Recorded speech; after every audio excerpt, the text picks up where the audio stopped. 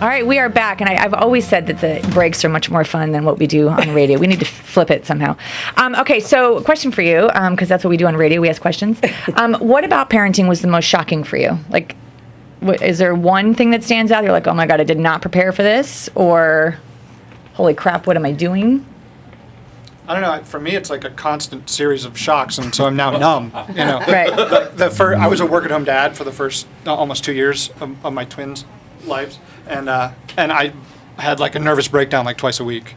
So now I'm just kind of like when I look up and my boys are trying to surf down the stairs on a mattress, I'm like, guys, come on, you know, like You're doing it wrong. Yeah. Well, no, yeah. Let me show you how to stand. show you. You got to put your front foot down. Yeah. Yeah. So I don't know. I mean, you know, the diaper stuff really freaked me out. You know, what you find in a diaper, but I mean that's as close as I could get to like a single shock. It was mostly just a series of attacks on my psyche.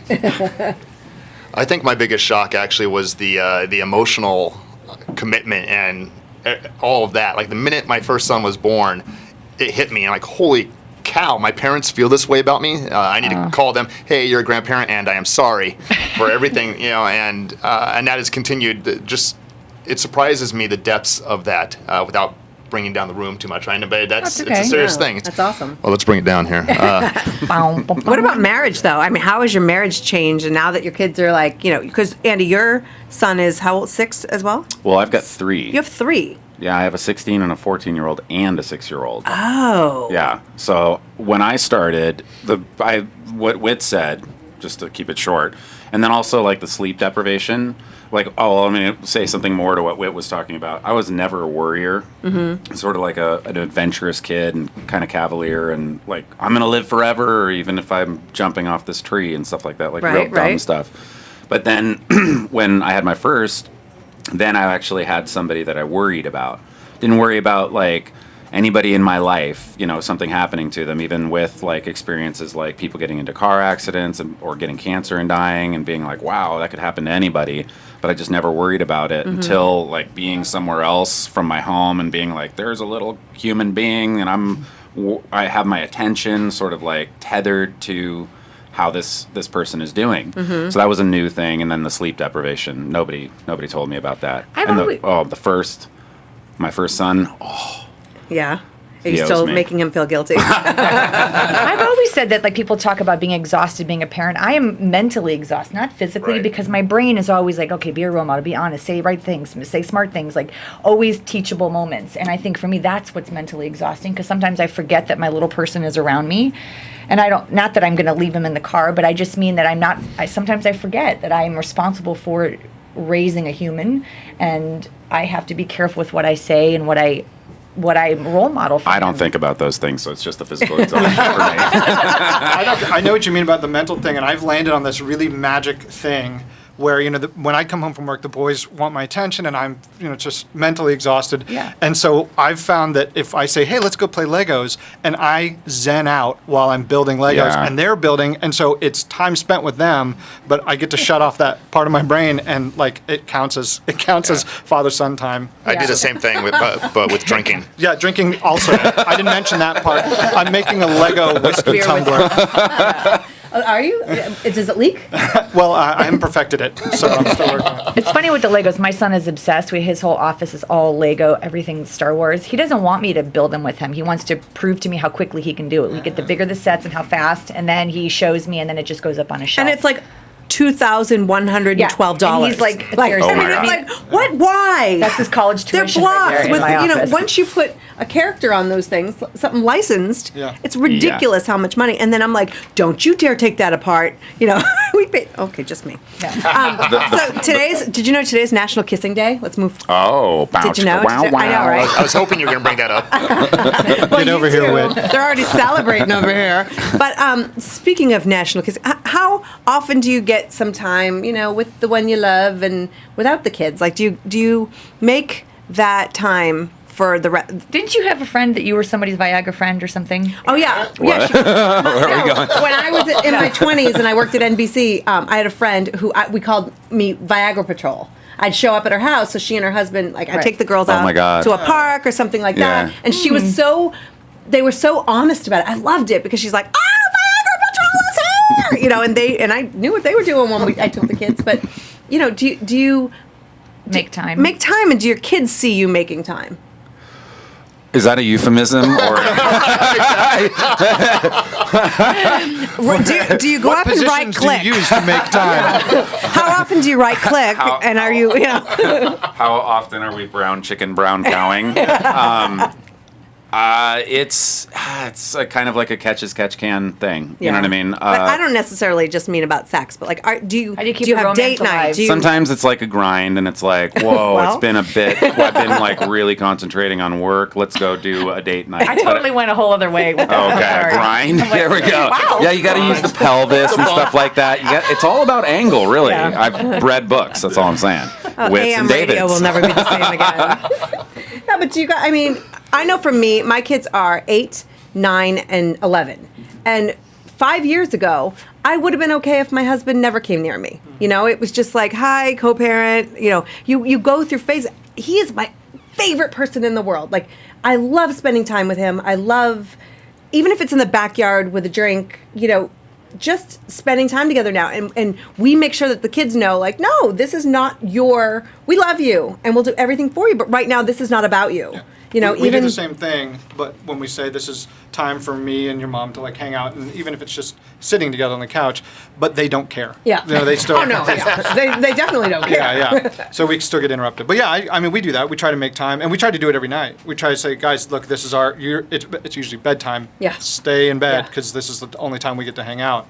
You know, and we Oh, still that's when they come out. So Yeah, yeah. Speaking of time, look at you. Speaking of time, it's time to go to break. So stay tuned. 661-298-5487. Broadscast on KHTS.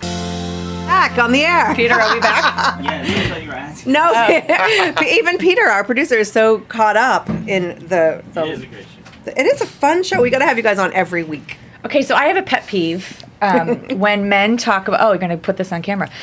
When men talk about babysitting their children.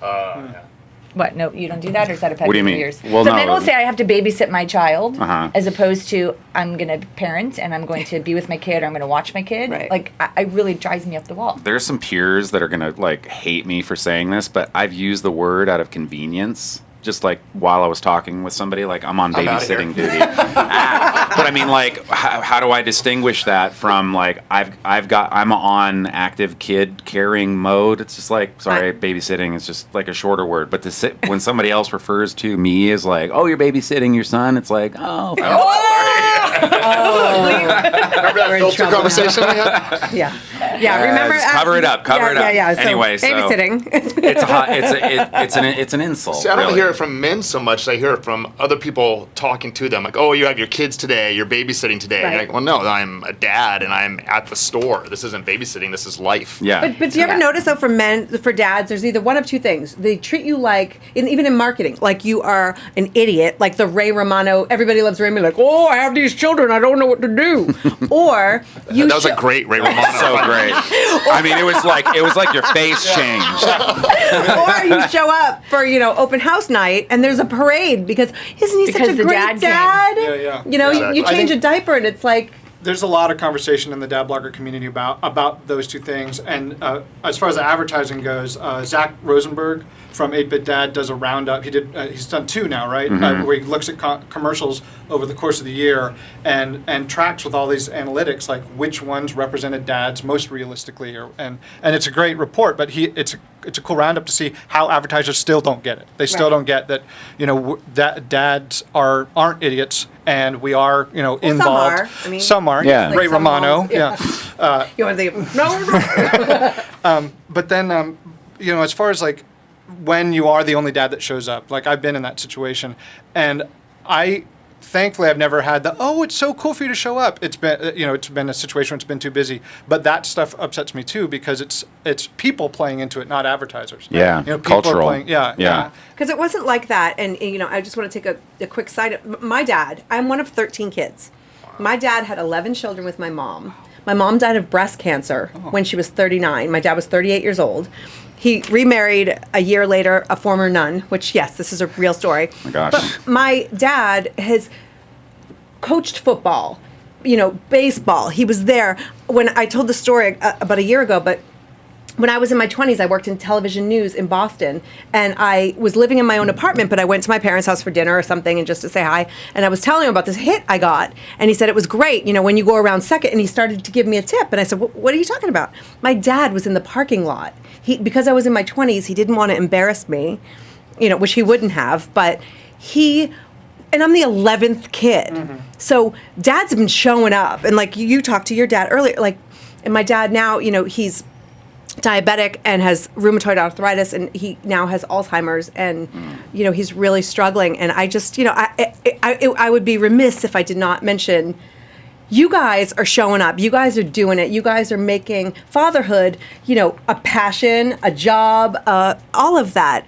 But some guys have been doing that, since the 50s when my dad first started, and just the dedication in men. And I applaud you guys, and I applaud my own dad for just being there. And it's not always on the floor playing the Legos, but being a role model, being an example, saying sometimes I screw up, sometimes I'm not the man I want to be, but we're all a work in progress, And I just, I want to say Happy Father's Day to my own father, because I love you, Dad. So, that's all. Do you guys are your dads... you're all your dads are living? Yes? No? Mm-hmm. Mm-hmm. Yes. Yeah. Do you, is there something that your dads did that you're like, I am absolutely going to I have this thing. follow that? My dad, I remember when my parents were divorced when I was really young, and we were over at his place, and he was hand making pasta. Oh. And he loves to cook. And I have told my boys, I want us to make pasta one time together, because it's super hard to do the way he was doing it, but the activity of it looked like so much fun. I remember it being so much fun. So I want to try that. It's probably going to be a disaster. Those things always look more fun. What about you? I think my dad was always really firm with discipline, but the time that I screwed up the most, according to the law, my dad was really cool. I was terrified. I was so terrified of facing my father, more so than getting in trouble at school or any sort of legal issues. I was afraid of what would happen when my dad found out. And I went home, and he just hugged me, and that was it. That's amazing. And that was great. Respond, not react. So you got about 10 seconds to...